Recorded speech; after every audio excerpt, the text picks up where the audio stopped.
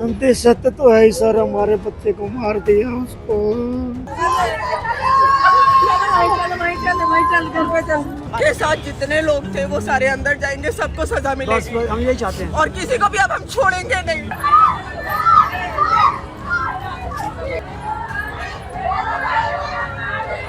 जब कुछ लोगों ने मोबाइल में रिकॉर्डिंग बनाई है तो उस मोबाइल को भी छीन लिया गया है, उस मोबाइल को भी तोड़ा गया है, आसपास के सारे सीसीटीवी कैमरों को भी डैमेज किया गया है।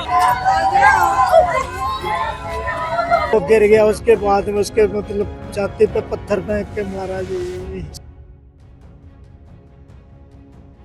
दिल्ली के उत्तम नगर की तंग गली, होली का दिन, रंग, हंसी और जश्न का माहौल। लेकिन क्या कोई सोच सकता था कि पानी से भरा एक छोटा सा गुब्बारा कुछ ही घंटों में खूनी संघर्ष में बदल जाएगा? क्या एक मामूली गलती इतनी बड़ी दुश्मनी का कारण बन सकती है कि किसी की जान ही चली जाए? और आखिर ऐसा क्या हुआ कि त्योहार की खुशियां मातम में बदल गई?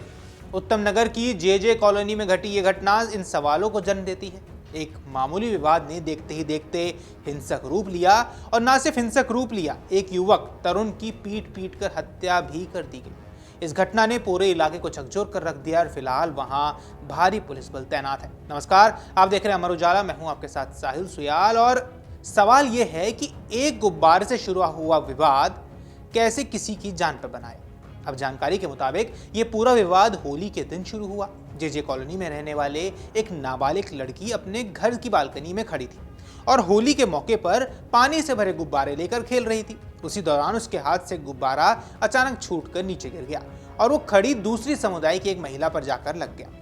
परिवार के लोगों का कहना है कि यह पूरी तरह से एक दुर्घटना थी। बच्ची ने जानबूझकर गुब्बारा नहीं फेंका था। जैसे ही ये घटना हुई, लड़की और उसके परिवार वालों ने तुरंत माफी भी मांग ली। लेकिन ये छोटी सी बात यहीं खत्म नहीं हुई जैसा आपको लग रहा होगा। आरोप है कि गुब्बारा गिरने के बाद उस महिला ने झगड़ा करना शुरू कर दिया और दोनों पक्षों के बीच कहासुनी होनी शुरू हो गई। धीरे धीरे ये विवाद बढ़ता चला गया और दोनों परिवारों के लोग फिर आमने सामने आ गए। परिवार के सदस्यों के मुताबिक विवाद के कुछ समय बाद दूसरे पक्ष के कई लोग इकट्ठा होकर उनके घर के पास पहुंच गए। आरोप है कि उन्होंने घर पर हमला कर दिया।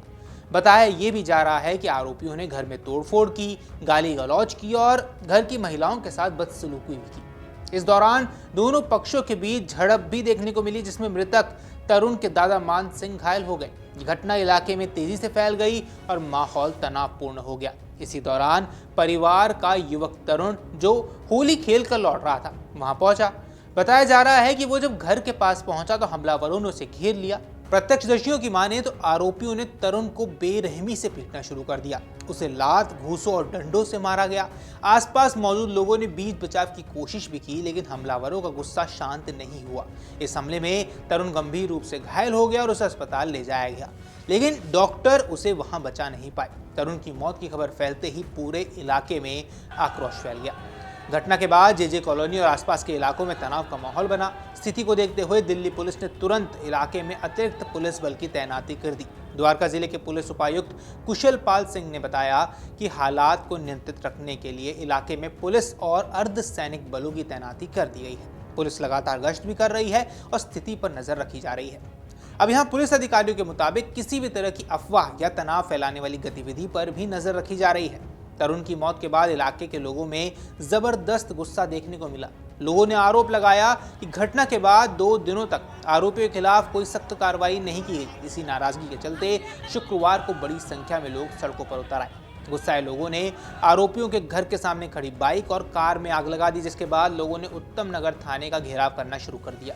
प्रदर्शनकारी देर रात तक थाने के बाहर सड़क पर बैठे रहे और आरोपियों की गिरफ्तारी की मांग करती रहे।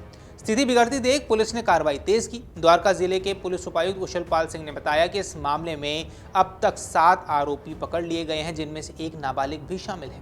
गिरफ्तार आरोपियों से पूछताछ की जा रही है और घटना में शामिल अन्य लोगों की पहचान भी की जा रही है। पुलिस टीम संभावित ठिकानों पर दबिश दे रही है ताकि बाकी आरोपियों को भी जल्द गिरफ्तार किया जा सके।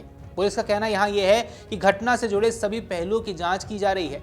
इलाके के सीसीटीवी कैमरे की फुटेज भी खंगाली जा रही है ताकि पूरी घटना की सच्चाई सामने आ सके। इस घटना के बाद सोशल मीडिया पर भी लोगों का गुस्सा फूट पड़ा। कई लोगों ने घटना के वीडियो साझा किए और आरोपियों के खिलाफ सख्त कार्रवाई करने की भी मांग कर दी। वहीं कुछ लोगों ने यह सवाल उठा दिया कि आखिर समय रहते विवाद को शांत कर दिया जाता तो शायद एक युवक की जान बच सकती थी। आइए ऐसे में आपको सबसे पहले पुलिस अधिकारी की बात सुनवा देते हैं, आखिर पुलिस अधिकारी ने यहाँ पर क्या कुछ कहा है। और ये कल रात लगभग 11 बजे के आसपास हमें ये पीसीआर कॉल प्राप्त हुई कि मेरे जो पड़ोसी ने उसने मेरे ताया का जो सर है फाड़ दिया है। तुरंत तो मौके पे पुलिस पहुंची, तो थाने के साथ साथ जो हमारा स्पेशल स्टाफ था और जो आसपास के थाने से हमने वहाँ पे पहुंची, तो पहुंचने पे पाया गया कि दो जो पक्ष हैं, दो आपस में पड़ोसी हैं, उनमें जो विभिन्न समुदाय से संपर्क रखते हैं, उनमें आपस में झगड़ा हुआ है। तो जो झगड़े का कारण पता चला, उसमें पता चला कि एक पक्ष की तरफ से दूसरे पक्ष पर ये बैलून फेंका गया था उसमें।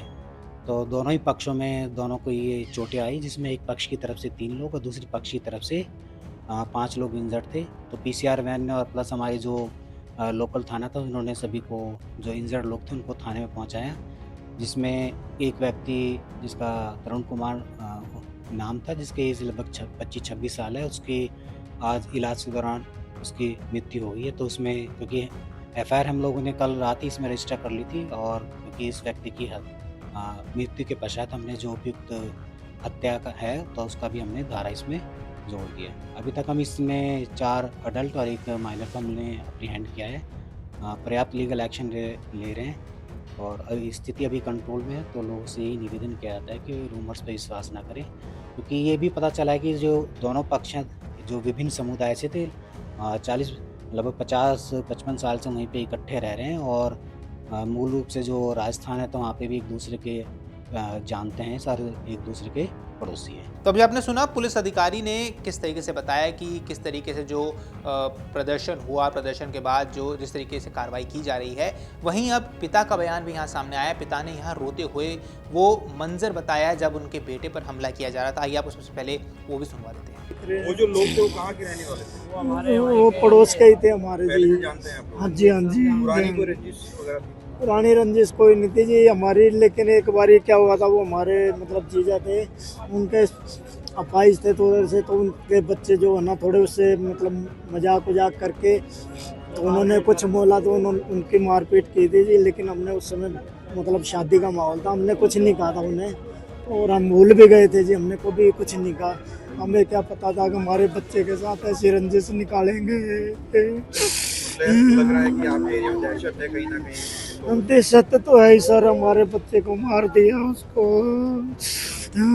गुब्बारा जब फेंका था उसके बाद जो मामला शांत हो गया था? शांत हो गया था जी। उसके बाद में वो बच्चा मेरा आया, वो यार दोस्तों के साथ होली मिलना खेल के आया था। उसके बाद में वो बेचारा आया, अकेला था वो, और 10 लोगों ने सरिये और रोड और लकड़ी के डंडों से मारा उसको, बच्चे को। फिर उसके वो गिर गया, उसके बाद में उसके मतलब छाती पे पत्थर फेंक के मारा जी।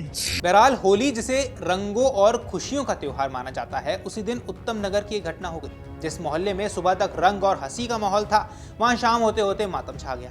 तरुण की मौत ने न सिर्फ उसके परिवार को गहरे सदमे में डाला है, बल्कि पूरे इलाके को भी झकझोर दिया है।